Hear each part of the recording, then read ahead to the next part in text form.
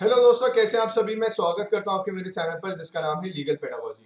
दोस्तों, इस वीडियो में हम डिस्कस करने वाले हैं कुछ एमसीक्यूज को which are based upon Indian polity और उनसे जुड़े हुए कंसेप्ट को भी जानेंगे। तो अगर आपको ये वीडियो पसंद आए तो वीडियो को जरूर लाइक करिएगा और चैनल को सब्सक्राइब करना मत भूलिएगा।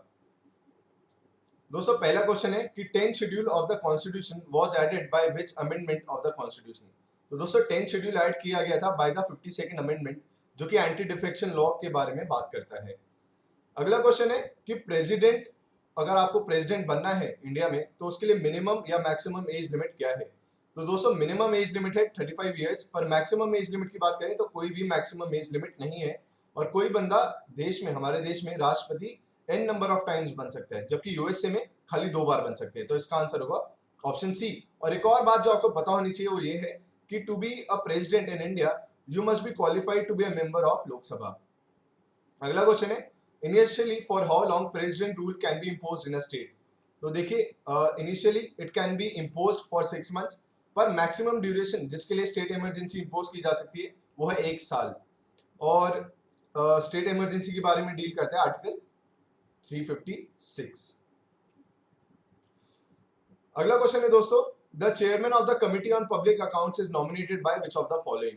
तो आप जानते होंगे कि पब्लिक अकाउंट कमेटी में टोटल 22 मेंबर्स होते हैं। 15 लोकसभा से आते हैं, 7 राज्यसभा से आते हैं और इसके जो चेयरमैन होते हैं वो लीडर ऑफ ऑपोजिशन होते हैं। तो चेयरमैन को नॉमिनेट कौन करता है? वो करते हैं लोकसभा के स्पीकर। अगला क्वेश्चन है क्वेश्चन आर को लेके कि क्वेश्चन आर वैसे तो हमारे पार्लियामेंट में हर बार होता है, जब भी सेशन कंडक्ट होते हैं तो हर बार होता है, पर ऐसे 2 सर्कमस्टांसेस होते हैं जब क्वेश्चन आर नहीं होता किसी भी हाउस में। तो वो है जब प्रेसिडेंट कोई ज्वाइंट सेशन बुलाते हैं या फिर जिस दिन फाइनेंस मिनिस्टर जो होते हैं वो बजट प्रस्तुत करते हैं। तो आंसर होगा option C, that is both of them. अगला है the authority to alter the boundaries of a state in India rest with. देखिए, किसी नई स्टेट का क्रिएशन या फिर किसी स्टेट की बाउंड्रीज को ऑल्टर करना या फिर 2 स्टेट्स को मर्ज करना, ये सारी पावर्स होती है पार्लियामेंट के पास। जैसे कि आंध्र प्रदेश से अलग होकर तेलंगाना बना, तो पार्लियामेंट में पहले बिल पास होगा, उसके बाद ऐसा कुछ भी निर्णय लिया जाता है। अगला क्वेश्चन है which of the following president of India had shortest tenure. तो दोस्तों, सबसे छोटा टेन्योर था जाकिर हुसैन का, जो कि हमारे देश के 3rd प्रेसिडेंट थे और मात्र 2 साल के अराउंड का शायद इनका टेन्योर रहा था। अगला क्वेश्चन है which of the following countries lower house. जैसे कि हमारे देश में जो लोअर हाउस है वो है लोकसभा, तो पूछा गया है which of the following countries lower house is called Gyelyong Tshogdu. तो दोस्तों, वो है भूटान। वहां के लोअर हाउस को बोला जाता है गेलोंग शोकडू। अगला क्वेश्चन है the power to declare an area as scheduled area lies with. तो देखिए, पावर होती है प्रेसिडेंट के पास कि वो किसी पर्टिकुलर एरिया को शेड्यूल्ड एरिया घोषित कर सकते हैं। तो इसका आंसर होगा option D, that is president. अगला है 4th schedule of the Indian constitution deals with which of the following. So it deals with allocation of seats for council of states, मतलब राज्यसभा कि राज्यसभा में कितनी सीट्स रहेंगी। फिलहाल राज्यसभा में जो टोटल सीट्स हैं वो है 245, अभी जिसमें से कि 13 वेकेंट है। अगला क्वेश्चन है who said that India is an indestructible union of destructible states. तो दोस्तों, वो कहा था बी.आर. अम्बेडकर, जो कि हमारे देश के लॉ मिनिस्टर भी रहे। आप जानते होंगे आर्टिकल 1 कहता है कि India that is Bharat shall be a union of state. तो ये उन्होंने इसलिए कहा था कि कोई भी ये ना सोचे कि जो स्टेट्स हैं उनके बीच में कोई एग्रीमेंट हुआ है और तब इंडिया का फॉर्मेशन हुआ है।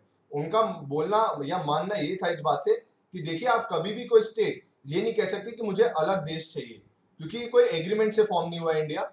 ये बात आपको पता होनी चाहिए। और ये किसने कहा था? ये कहा था बी.आर. अम्बेडकर ने। अगला क्वेश्चन है in which year was Goa conferred statehood. तो गोवा को राज्य का दर्जा किस ईयर में मिला था? तो दोस्तों, वो मिला था 1987 में। 1961 में पोर्चुगीज से गोवा को ले लिया गया था थ्रू पुलिस एक्शन। उसके बाद 1962 में इसको यूनियन टेरिटरी बनाया गया था और 1987 में इसको राज्य का दर्जा दिया गया था। तो ये सारी बातें, ये सारी डेट्स आपको पता होनी चाहिए। अगला क्वेश्चन है which of the following writs can be issued against a private individual. तो दोस्तों, वो है habeas corpus. Habeas corpus private individuals के खिलाफ भी इशू की जा सकती है और पब्लिक अथॉरिटीज के खिलाफ भी। और ये एक ऐसी रिट है जिसके ऊपर रेस जुडिकाटा अप्लाई नहीं होता और टोटल 5 रिट्स होती हैं। अगला क्वेश्चन है which article protects a person right to travel abroad under Indian constitution. तो वो है दोस्तों article 21 which talks about right to life and liberty. Maneka Gandhi versus union of India के केस में बात कही गई थी कि the right to travel abroad is a fundamental right guaranteed under article 21। अगला है which of the following articles prohibits the consumption of intoxicating drugs and drinks.